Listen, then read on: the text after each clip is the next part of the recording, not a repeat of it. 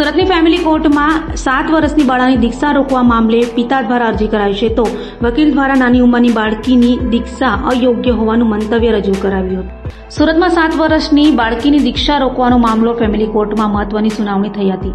7 વર્ષની બાળકીને દીક્ષા આપવાની હોવાની માહિતી મળતા જ બાળકીના પિતા કોર્ટના શરણે ગયા હતા અને અરજી કરી હતી, જેમાં આક્ષેપ કરતા કહ્યું હતું કે પત્નીએ દીક્ષા માટે મુહૂર્ત લઈ લીધું છે। દીક્ષા વિવાદને કારણે દંપતીને 6 મહિનાથી અલગવાસ છે તો પિતાને પરિચિતો પાસેથી દીક્ષા વિશે ખબર પડતા બનાવ બહાર આવ્યો હતો। બાળકી નાની છે, મોટી થયા બાદ દીક્ષા બાબત ચર્ચા કરવાની પિતાએ માંગ કરી હતી, જો કે પત્ની દીક્ષા માટે જીદ રાખતી હતી। ઝઘડા બાદ પિયર ચાલ્યા જવાની ફરિયાદ કરી હતી। મહારાષ્ટ્રમાં પહેલીવાર 59 મુમુક્ષુઓની પાઘડી બાંધણીની તૈયારી થઈ રહી છે અને મુંબઈમાં 8 ફેબ્રુઆરીએ દીક્ષા મહોત્સવ યોજવાનો છે, ત્યારે પિતાનો દાવો છે કે મારી સંમતિ વગર દીકરીની દીક્ષા નક્કી કરવામાં આવી છે અને કોર્ટ સમક્ષ દીક્ષા રોકવાની વિનંતી કરી હતી। તો નાની ઉંમરની બાળકીની દીક્ષા અયોગ્ય હોવાનું વકીલે મંતવ્ય આપ્યું હતું, ત્યારે દીક્ષા પર મનાઈ મુકાય તે માટે કોર્ટમાં જોરદાર દલીલ થઈ હતી। છોકરીની દીક્ષા માટે પિતા દ્વારા નામદાર કોર્ટની અંદર અરજી કરવામાં આવેલી હતી। માતા પિયર ચાલી ગયેલી હતી। માતાએ સતત પ્રેશર કરેલું હતું કે જો તમે દીક્ષા નહીં આપવા દો તો હું પિયર ચાલી જઈશ, જેથી પિતાએ વારંવાર ગુરુ ભગવંતોને માગણી કરી હતી કે મારી દીકરીને દીક્ષા ના આપો, પરંતુ એ અગેન્સ્ટમાં જઈને માતાએ દીક્ષાનું મુહૂર્ત તેના ભાઈ સાથે જઈને સ્વીકારી લીધેલું હતું, જેનાથી નારાજ થઈ પિતાએ નામદાર કોર્ટની અંદર અરજી કરેલી હતી અને અરજીની અંદર આજરોજ હિયરિંગ હતા, જેમાં માતા દ્વારા એવું એફિડેવિટ પર ડિક્લેર કરવામાં આવ્યું છે કે દીક્ષાનો પ્રસંગ નહીં થાય અને 4 દિવસ આવા કોઈ પ્રસંગો નહીં થાય। બાકીનું હિયરિંગ 2 તારીખે નામદાર કોર્ટ કરશે। કોર્ટનો ચુકાદો એવો આવ્યો છે કે અત્યારે દીક્ષા મોકૂફ રાખવામાં આવી છે ને સ્ટે માટે બીજી ડેટ આપવામાં આવી છે। બસ ડેટ મને ખબર નથી। શું છે આખો સમગ્ર મામલો અને શું ફરિયાદ તમે કરી હતી? બસ મારી દીકરી નાની હતી એની માટે મારે અત્યારે દીક્ષા નથી અપાવી, એ મેં ફરિયાદ કરી હતી। તમારી વાઈફ શું કહી રહ્યા છે?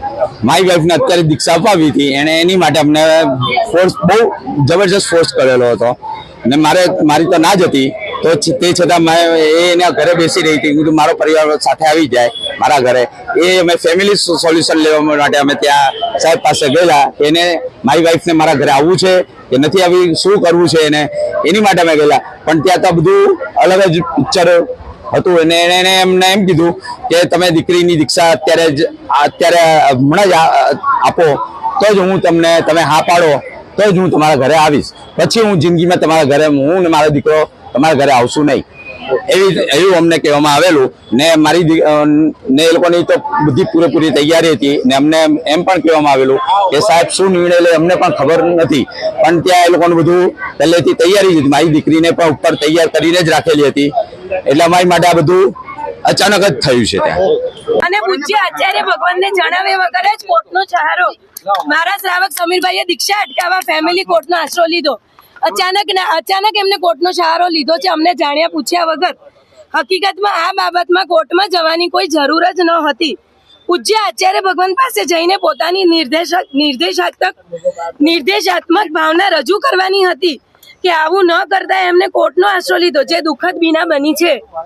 તેમ છતાં ગઈકાલે 20/12/2025 શનિવારના મારા શ્રાવક સમીરભાઈએ પરિવાર સાથે પૂજ્ય આચાર્ય ભગવંત પાસે દીક્ષાની ના પાડવા આવ્યા હતા, ત્યારે પૂજ્યશ્રીએ સમીરભાઈને સ્પષ્ટ કહ્યું કે તમારી ઈચ્છા અને સંમતિ હતી, તમે તહતીને દીક્ષાની માટે વિનંતી કરી હતી, એટલે મેં દીક્ષા માટે અનુમતિ આપી હતી।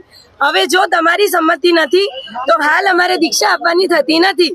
આથી દીકરીના દિલમાં દીક્ષાની ભાવના અને યોગ્યતા હોવા છતાં પૂજ્ય આચાર્ય ભગવાનના માર્ગદર્શનથી તહતીની દીક્ષા મોકૂફ રાખવામાં આવી છે, જેની સર્વેએ નોંધ લેવી લી અમી સમીર શાહ એમની માતા તહતીની।